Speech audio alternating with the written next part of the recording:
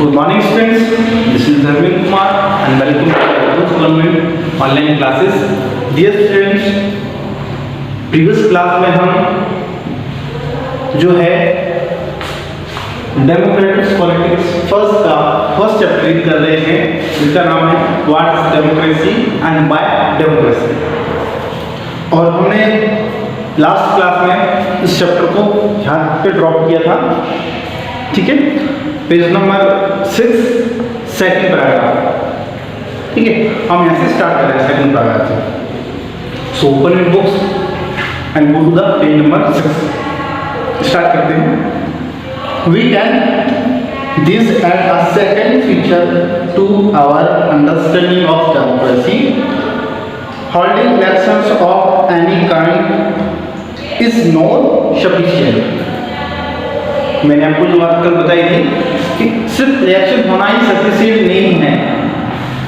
बहुत जगह ऐसी है, हमने कल ऐसे बहुत सारे एग्जाम्पल देखे यहाँ पे इलेक्शन होते हैं, बहुत सारे लीडर्स हैं इलेक्टेड होकर भी आते हैं, बट गवर्नमेंट भी फॉर्म करते हैं, लेकिन आफ्टर दैट क्या वहाँ पे अगेन डेमोक्रेसी नहीं है, ठीक है। तो ये चीज़ हम अच्छे से देख चुके हैं और इस बारे में और भी एग्जाम्पल देख सकते हैं, बहुत सारे एग्जाम्पल हैं। उसके लिए आपको थोड़ा सा अलग अलग इंग्लिश का हिस्ट्री जानना पड़ेगा, ठीक है। तो इस बारे में हम बात आगे कर सकते हैं।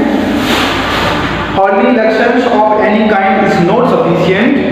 The election must offer a real choice between politics alternatives. मतलब क्या है? Real choice alternatives, and it should be possible for people to use this choice to remove the existing rulers if they wish so. मतलब जो लोग ऐसा चाहते हैं, जो choice of remove the existing rulers, मतलब हमारे पास ऐसी चॉइस भी होना चाहिए कि एग्जिस्टिंग रूलर्स है जो समय जिस लोग सरकार है, जो लोग गवर्नमेंट में हैं, जिस पार्टी गवर्नमेंट है, ठीक है, हम उनको हटा सकें। जो हमें ऐसा लगे कि नहीं अब बहुत हो गया, हमें इस सरकार में नहीं चाहिए, है ना, तो अब हम उसको हटा सकें। तो ऐसी भी कोई अल्टरनेटिव होना चाहिए, ऐसा भी कोई मतलब जो डेमोक्रेसी में ऐसा कुछ होना चाहिए।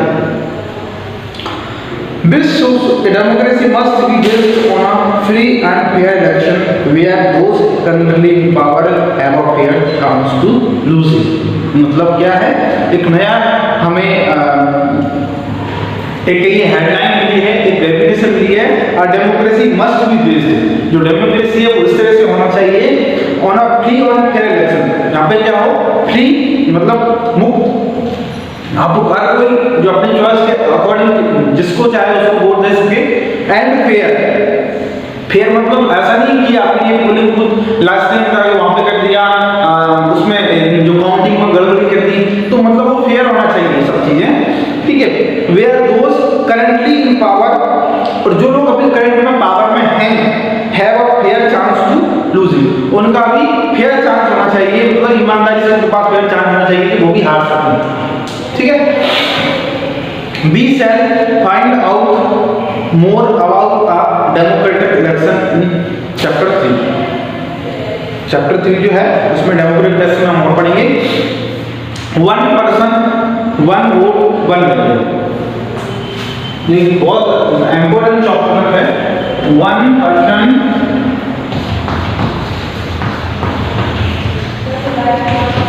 1 vote 1 वैल्यू। अब 1 person देखिए, एक व्यक्ति एक बार ही वोट डालेगा, उसकी जो वैल्यू है वो एक ही बार का होगा।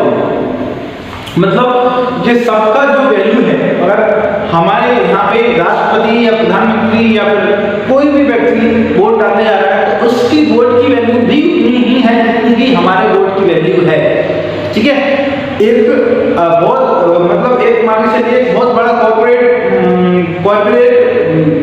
कॉर्पोरेटर जो है ना, मतलब होता है एक बिजनेसमैन, तो वो सपोज हम एग्जांपल लेते हैं, अगर मुकेश अंबानी जी की अभी वोट डाल के आएंगे ना, तो उनके वोट की वैल्यू भी उतनी होगी जितनी कि हमारे वोट की वैल्यू होगी।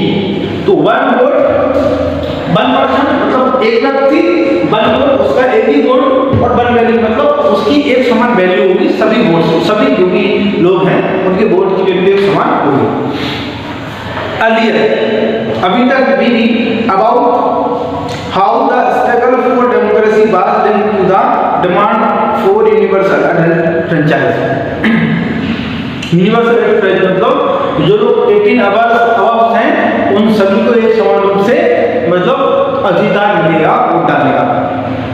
This principle has now come to be accepted almost over the world, and there are many instances for denial of equal rights to vote.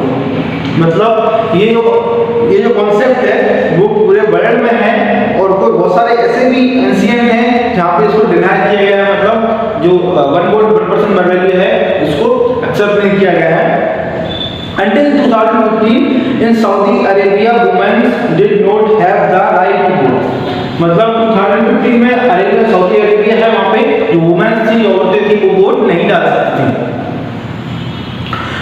Estonia has made its citizenship rule in such a way that people belonging to Russian minority find it difficult to get the right to vote.